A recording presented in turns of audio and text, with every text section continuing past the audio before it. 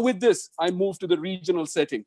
And to the regional setting, I first call upon the speaker who I have listened to for a long time, someone I have learned a lot from, someone who's really carried with him the migration perspectives in Asia, Mr. William Gois. In fact, I remember William once telling me every time I spoke about partnerships, and partnerships is a part of that multilateral conversation, he said, it's easy to shake the tree to say that we need partnerships, but the roots are too deep rooted. So William, help us plant more trees for partnerships at the regional level and take us through this journey that Asian migration governance is about. Thank you.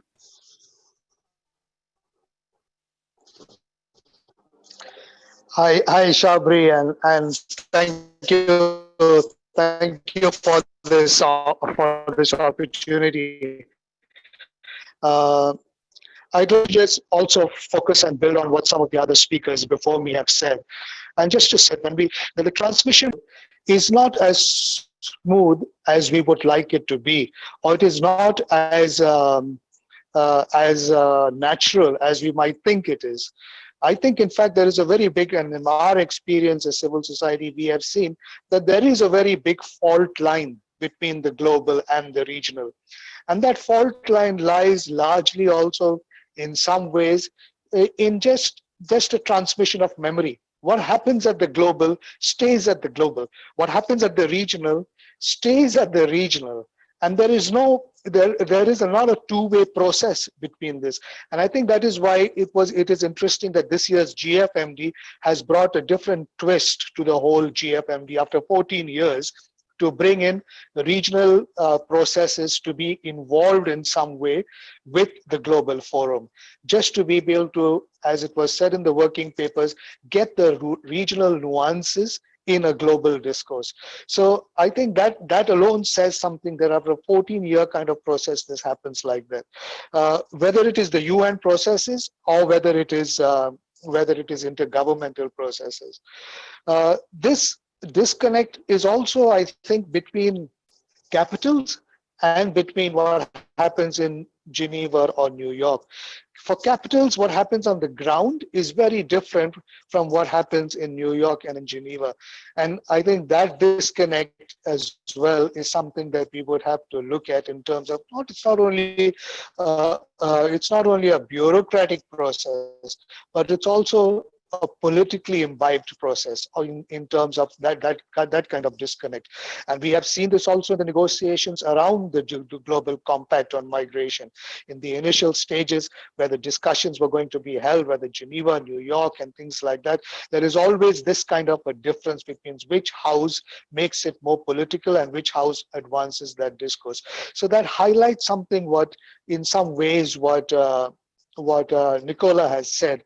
And that is why I think from our perspective, that a lot of this migration discourse gets at a certain stage unreal in the sense of, from a migrant's perspective, there is the big deficits of the human rights agenda. And this is something that even Sir Shahid ul-Haq has just said.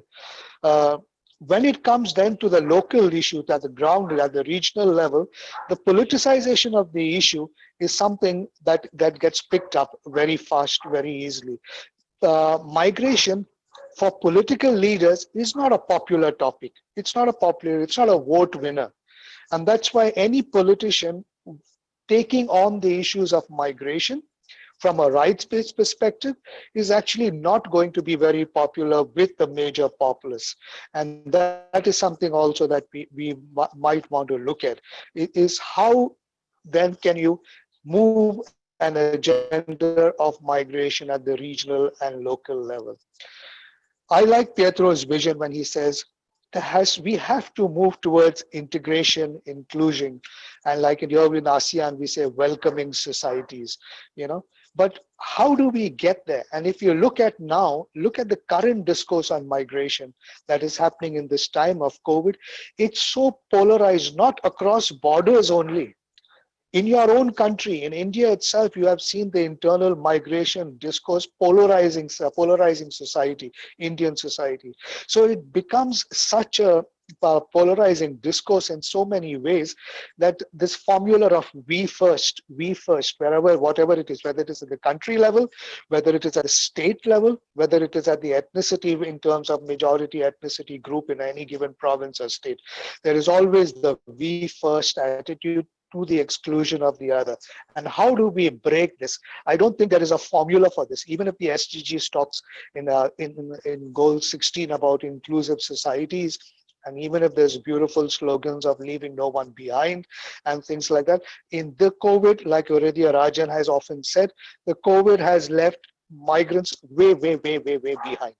They are those who have been marginalized under normal times, but now under COVID, they have been totally externalized kind of thing. And I think this is something we will have to look at. Look at the language around migrants today in many of the predominant migrant receiving countries. You look at the media that you find, media coverage in the Gulf countries, and forget the Gulf countries, look at countries of origin itself. The countries of origin prior to COVID had this process of calling migrants heroes, whatever language it was, and they were called heroes, present day heroes kind of thing. But when you look at it today, the fear of the pandemic has left returning migrants not being able to go back home because their own communities have prevented them from arriving back home. So they are stuck in international airports, or they are stuck at the national airports, and they have not been allowed to go back to their homes, to their communities, largely because of the fear that they might be carriers of the pandemic. So I think it is important, therefore, when we talk about global governance, that we need to, coming out of this COVID, we will have to look at what we do. And I've always said this, with my frustration sometimes with these UN processes or the intergovernmental processes, is that if this was the corporate sector, and why we want so much private sector to be part of our conversations, if intergovernmental processes and UN processes were designed along corporate strategy, none of this would have been funded the next day. They would have all collapsed, largely because the deliverables is not commensurate with the investment that has been put in this. And when I'm saying investment, I'm talking about time of people, knowledge that is invested, money that has been invested in a lot of these things. And that's why I think I would emphasize what Pietro said much more strongly, is that we have to generate a new kind of political will.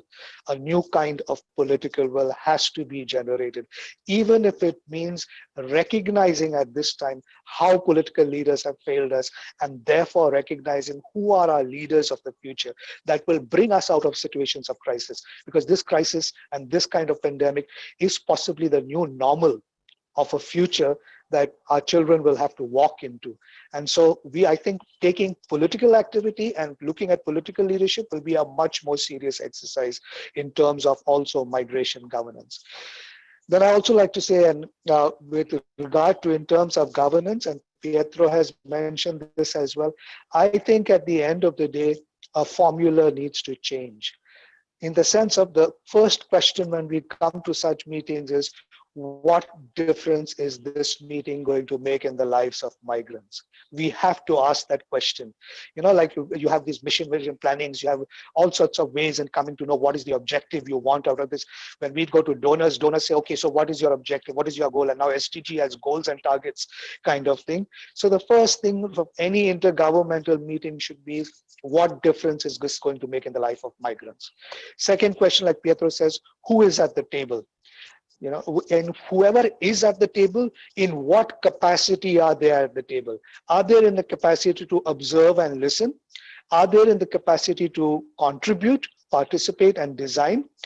And then, are we, when we are together at the table, going to go for the lowest hanging fruit to start with? Or are we going to be much more ambitious than that? The COVID has shown us how fragile our societies are and how fragile our communities are. It's time we have a new sense of solidarity, which people have called in terms of a new social contract and things like that. And I think it's time we started looking at things from a whole different perspective. Migrants are not the other. Migrants are not the alien. Like example, for in the Philippines, where I am, I still have what is called an alien certificate of registration. Migrants are not the other. They are not the alien. Migrants are those human beings that live within the jurisdictions of our state. And therefore, it is the right of the state to protect every human being with rights and dignity within its jurisdiction, irrespective with the principle of non-discrimination. I think this is something we will have to look at, and we will have to make an honest assessment of what has happened to migrants in this time. And it's not only about rights. I think our societies, have lost something in this COVID, in our treatment with migrants. And that is, we have lost a sense of what human dignity is all about. And I think that is even deeper than the legal framework of rights. It's just about understanding what is our common humanity. And I think this is where we need to come out of the COVID and see how we are going to move forward. Thank you. Thank you so much, William. What is our common humanity and the focus on human dignity? So true, isn't it? I mean, when we think about that migrant worker who is either coming back from the Middle East back to South Asian countries or to African countries, or even now within India, when we talk about migrant workers moving across the country, I don't think dignity is really the one area that people are talking about or focusing on. Dignity of labor is also not necessarily the conversation here. How do we bring it back to that? I like what you say, William, with regards to migration not being a vote winner. But I wonder how Portugal did it. You know, the government of Portugal has just given, because of COVID, all migrant workers equal rights to citizens. Can we do that? Can we do that in South Asia? Is that really possible? Let's say that's the ideal situation. I wonder how that will actually work out. You know, I like when you say that migrants are not aliens, and I particularly then want to ask the participants the question. Everybody who's present here, and I see that there is a huge count of participants here. I wonder then what difference is this webinar going to do to change the lives of migrants in general? Anyway.